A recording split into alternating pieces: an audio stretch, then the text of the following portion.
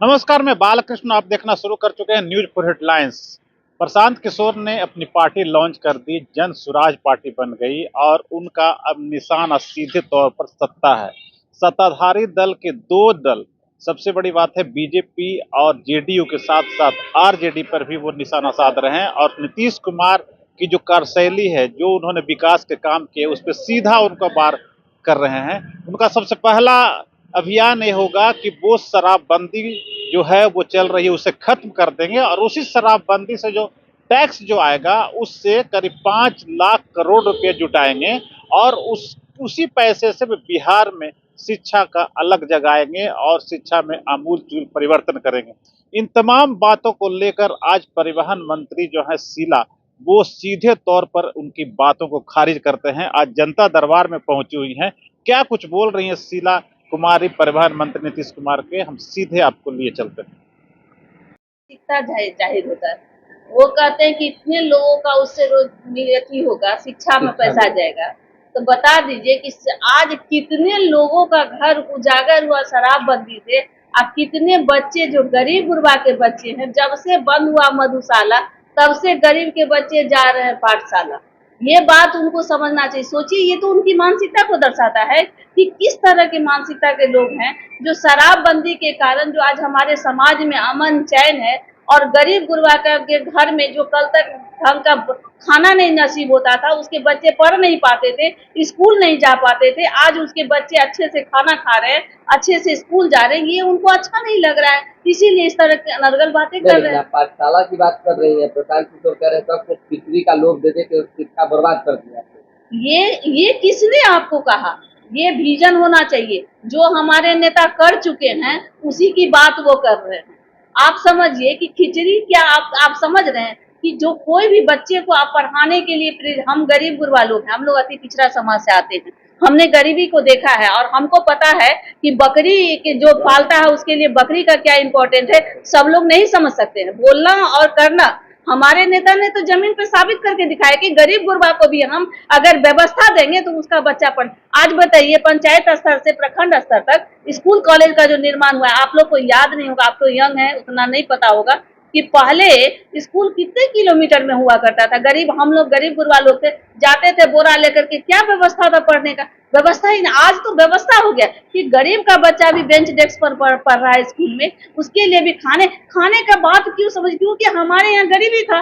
उसको व्यवस्था अगर हम नहीं देंगे तो जब तक पेट में खौर रहेगा तब ना, कैसे पेट में खौर दे तो सिंह में तेल हो जाएगा। कॉलेज में से डिग्री बढ़ता है, यही पढ़ाई हो रहा है। ये देखिए, उन्होंने खुद कहा कि हमने भी सरकारी स्कूल से पढ़ा है, तो जब डिग्री बढ़ता है तो उनका तो सोचना वाला बात है ना।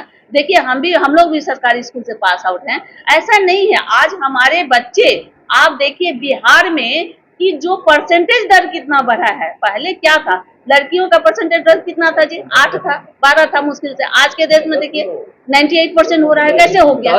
ये परिवर्तन कहाँ से किया जा रहा है कि जब शराबबंदी हो रखा है बिहार में, बावजूद इसके जो है सूखे नशे का लोग लत कर रहे हैं, घर घर शराब मिल रहा है और बिहार को लॉस भी हो रहा है। उससे बढ़िया है कि फायदा होगा बिहार को। नहीं, देखिए ऐसी बात नहीं है। कोई सबसे बड़ी बात है कि आप कोई भी व्यवस्था को स्थापित करना अपने आप में एक बहुत बड़ा मान क्रांति है, जो नीतीश कुमार जी ने किया है पूरे बिहार में। आज पूरा बिहार ही ऐसा राज्य है जो ये एक मिसाल बना हुआ है। जानते हैं, देखिए कानून बनाना अपने आप में बहुत बड़ी बात है। आप अगर कानून का भय है, आज आप क्या चौक चौराहे पे देखते हैं कि बोतल लेके हाथ में घूमते हुए नजर आता है क्या? कहीं नहीं नजर आता है। एक जमाना था, हम लोग को भी याद है, पटना जैसे जगहों में भी अगर 8 बजे सब्जी लाने जाते थे तो 10 बाहर निकलना मुश्किल था कि वहां पे लगता था कि कौन पी पा करके क्या करेगा। लेकिन हम मान रहे हैं, हम लोग झेले हैं उस प्रताप को। घर घर शराब पहुंच रहा है, मान रहे हैं? नहीं, क्यों मानेंगे? आपको ये मानना होगा कि आज शराबबंदी के कारण आज महिलाएं से, गांव में जाइए, जो लोग इतना बात कर रहे हैं ना, वो बांट देंगे सब चीज। अरे प्रलोभन दे करके, वो लोग तो प्रलोभन दे करके 10 आदमी बुला ले, लेकिन वो जो सोच है, विजन उनका है, उसको समझने की जरूरत है। वो बड़े लोग हैं और बड़ी बड़ी बातें करते हैं। सब दिन ठिका पे काम किए हैं, वो उस तरह की बात सोचते हैं।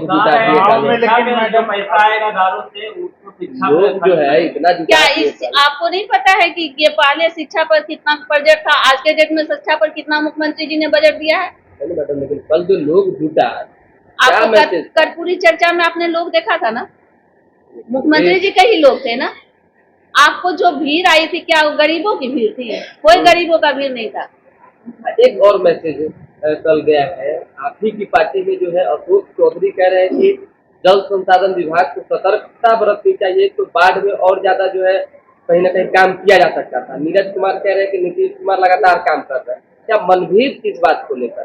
देखिए कोई मनभेद नहीं है, उनका कहना होगा कि देखिए कोई भी चीज है, आप मान लीजिए बांध बनता है तो उसको हम लोग शुरू से ही थोड़ा सा और टाइट हो जाए तो बहुत चीज से हम लोग बच सकते हैं। लेकिन प्राकृतिक आपदा एक ऐसी आपदा है जिस पर आपका कोई कंट्रोल नहीं होता, किसी का कंट्रोल नहीं होता, ईश्वर का दिया हुआ है। और बाढ़ वाला हम लोग का कोसी बेल्ट है, जानवे करते हैं, शोक नदी कहा जाता है वहाँ बाढ़ वाला। और आप लोग जो लोग कहते हैं इस तरह की बात को समझना चाहिए कि आज पूरे बिहार में पहले का हम लोग भी देखे गांव का गांव ही होता था, लेकिन आज तो बांध सभी जगह बनने से बहुत ज्यादा लोगों को आराम भी आराम हुआ। जो लोग कहा, आप ही तो मंत्री कह रहे हैं कि पहले जो व्यवस्था अगर पहले से की जाती तो और ज्यादा ठीक रहता।